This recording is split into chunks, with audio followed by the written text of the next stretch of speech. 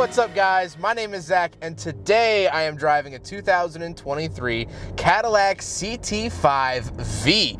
Up front is a 3.0-liter twin-turbo V6, and down below is a 10-speed automatic transmission. Now, I am super excited to be driving this CT5-V because I think it's a really, really good car, and I get to share that with you today. But before we get on to anything else, I have a website, zackprato.com, where you can buy stickers and other merchandise when it becomes available. You can also submit your own vehicle to be reviewed by me through a quick and easy submission form, and you get a video of your car just like this one. And you could read my behind the scenes blog to see what I'm filming before it comes out on the channel. But let's get back to that 3-liter twin turbo under the hood, making about 360 horsepower. Well, to me, that is the biggest benefit of this car. The reason I say that is because I actually drove the CT6 with the Blackwing engine, and that engine completely flopped, and that car completely flopped. This engine is derived from the engine family of GM, which they've used in tons of cars. Now, specifically, this 3-liter twin turbo is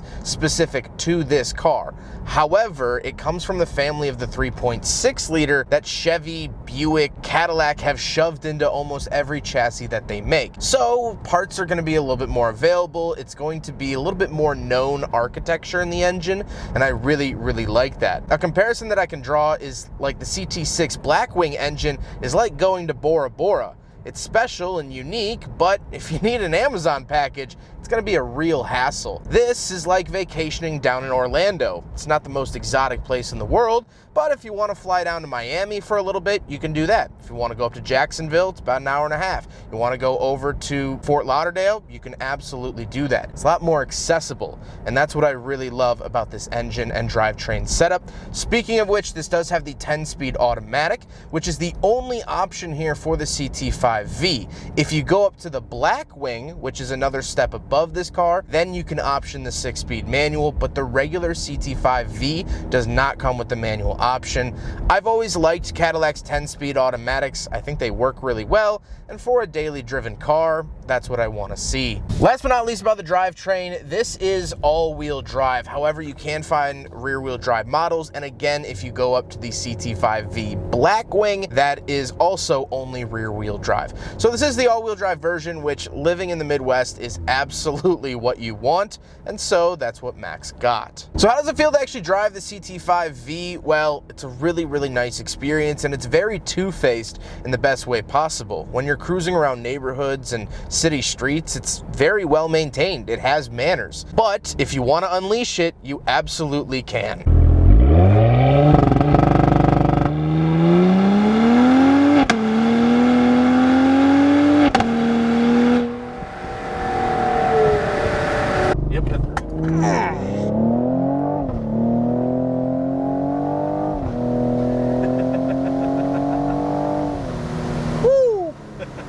That's good.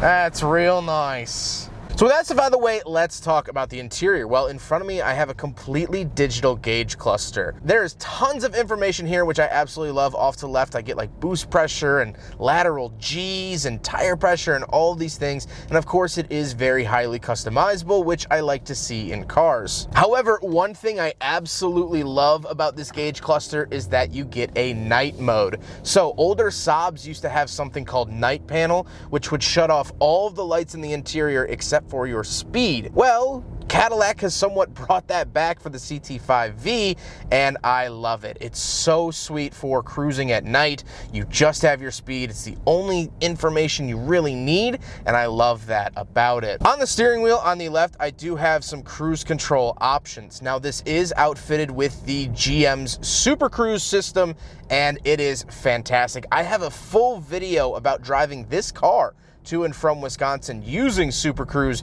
if you want my full thoughts there. But off to the right, I do have some selector dials and my V mode. So the V mode is a customizable mode that you can make the car do what you want. You can adjust the sound, acceleration, steering feel, all of that, and then you can turn that on with the V button. The overall look and feel of the steering wheel is very nice. It is leather wrapped, and I love it. Off to the left, I have a climate control vent, my power parking brake, and gauge dimmer switch. Moving on to the door, I do have have a Bose sound system in this car, which is pretty good. Lock and unlock, power mirrors, and power windows, as well as my trunk release down below. Moving into the center, I get a giant infotainment system. This uses GM's very typical bubble system, I call it, because the apps are circular. And I've used this in plenty of different cars. I like it. Of course, you do get Apple CarPlay and Android Auto, which are wireless, as well as I do have my backup camera. This is what the camera looks like in case you were curious.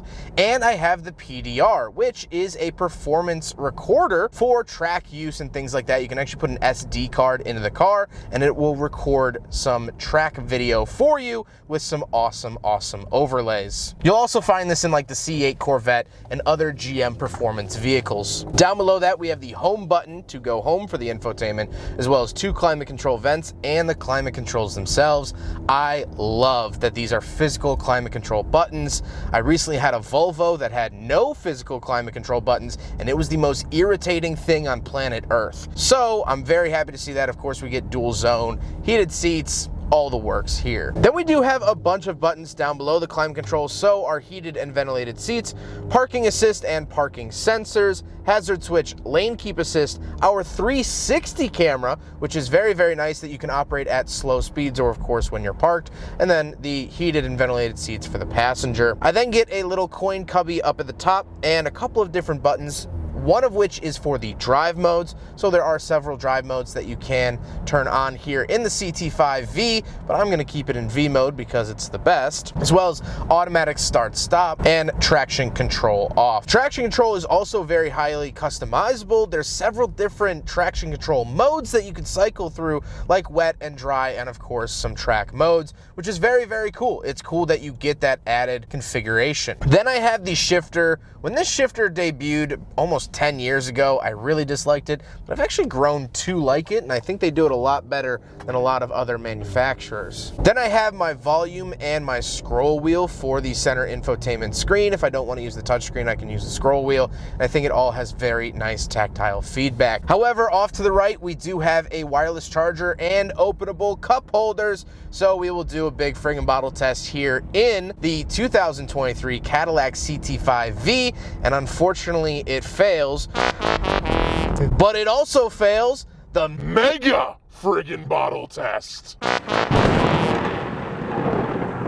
Then we do get an armrest and center console, nothing too crazy. The seats, however, are very comfortable. Of course, I would expect that out of a Cadillac, but they're not the most aggressive seats that you can get. You can get more aggressive Recaros. However, they are very hard to find. Speaking of seats, however, we do have back seats, so let's go do a back seat review. All right, so we're in the back of the 2023 Cadillac CT5-V, and a couple of things to note. First of all, my head is actually coming up pretty high to the ceiling. The seats actually sit a little bit higher up than I would have thought.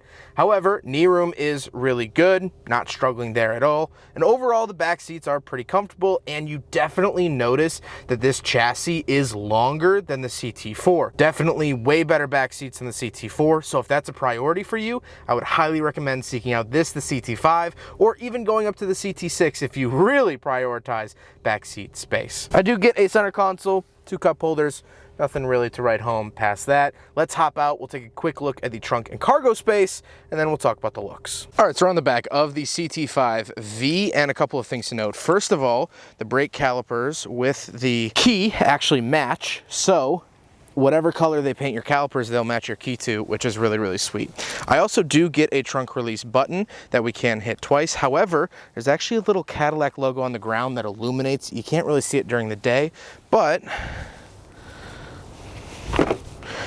you kick it and it opens up like that. So if you have things in your hands, you don't have to put them down. Once we are back here, this is an American sedan, so it has plenty of trunk space. Love to see that. Don't get any crazy amenities or anything like that. That's for like your tools and such. And you get some cubbies, but that's pretty much it. Overall, really nice trunk space in the CT5-V. Now we gotta talk about the looks, and I'm a little torn on this car. I wish it was a little bit more aggressive, but then again, that's what the black wing is for. So overall, I really like the look of this this car. The black on black looks really, really good. I like Cadillac's current design language. I like how they are kind of pointy, because in the 2000s, they were really blobby and didn't have much brand identity. I think that brand identity is really coming back, and that stretches not only in the sports sedans, but up to the Escalade and the XT4 and the XT5 and even the brand new Lyriq. So I like the design language that Cadillac has been using the last couple of years, and I'm happy to see that continue here. But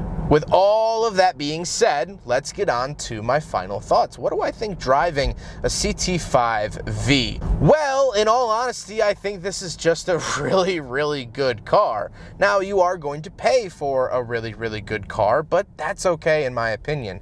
Do you need the Blackwing? No. It's definitely cool, and I'm not saying it's not cool, especially in the 6-speed manual, but this car does everything you really need it to do. It's fast, it's comfortable, it looks good, handles well. Super Cruise is an absolute weapon on the highway. I love it. It makes life so much easier. This thing does everything. It really, really does. If you want to push the envelope a little more, you can go up to the Blackwing, but I really genuinely don't find it necessary. And again, like I stated with the engine, that's one of my favorite parts of this car, because it's not this sort of crazy out there idea. GM has been producing engines like this and in this family since 2004. So it's pretty well worked out. I know that it's not going to explode on me in 4 more miles, like the North Star engine used to do, and like the 4.2 liter V8 is kind of on that fringe. This is well known, it's well documented, and it's well loved. There isn't a thing that I want a sedan to do that this car can't. It's hard to do these reviews because it is just so good that, like, it sounds like I don't know what to say, but it's just good. That's the bow tie on the top, is that it's just so good that there is no really complaint. If I'd have to pick it apart, I'm not a huge fan of the infotainment, but that's across all of GM's vehicles. I mean, I'm grasping at straws though. I really am. The price is a little high, but that's what you pay for a caliber of car like this. If you want the car to do everything, that's what you're gonna have to pay. Like, that's just how it is. I don't think it's price gouging or anything like that. It's just expensive to have nice things. Welcome to America, I guess. The one thing that I didn't even realize it's a bonus for the car, I got massaging seats. Oh yeah. I mean, Super Cruise, massaging seats. The car makes me laugh almost every single day. And I can't love a car enough for doing that. Because all you gotta do, put it in manual mode, we'll make a left in here, and then just rev it past 5. I love those little pops. Yeah, I mean... Oh. It's so good. It's so good. Well, I hope you guys enjoyed the video. Huge thank you to Max for letting me take out his CT5-V. I was so excited to do this review. We've been trying to find time to do it. I'm so glad we were finally able to. Max has been absolutely awesome through everything, and I can't thank him enough. But I hope you guys enjoyed the video. Don't forget to rate the video, comment on the video, and subscribe if you really liked it. Take care, guys.